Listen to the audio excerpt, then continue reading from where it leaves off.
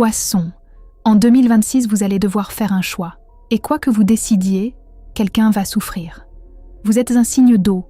Vous ressentez tout, trop fort, trop profondément.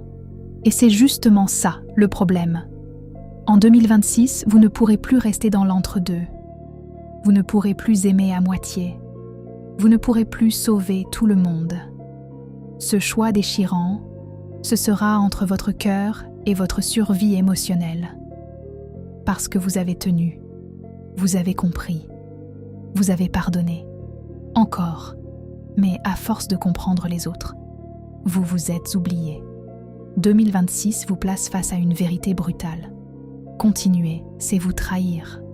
Partir, c'est briser quelque chose. Et vous détestez briser. Vous avez peur de faire mal, peur d'être celui ou celle qui abandonne, peur d'être jugé.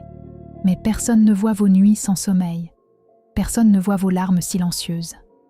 Le poisson reste toujours un peu trop longtemps, par amour, par loyauté, par espoir.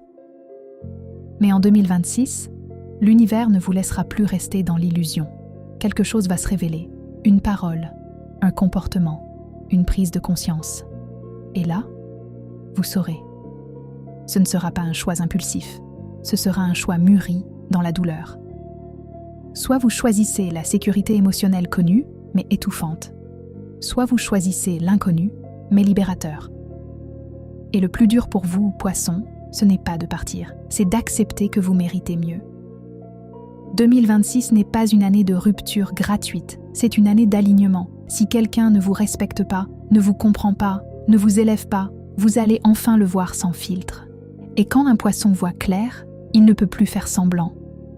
La vraie question n'est pas « est-ce que je vais le perdre ?» La vraie question est « est-ce que je me suis déjà perdu moi-même ?» Parce qu'un poisson qui s'oublie devient triste, un poisson qui se choisit devient puissant. Si ce message vous touche, écrivez « alignement » en commentaire. Si vous voulez une réponse personnelle, cliquez sur « Appeler » sur notre profil. Écrit par Lauriane et Dorian.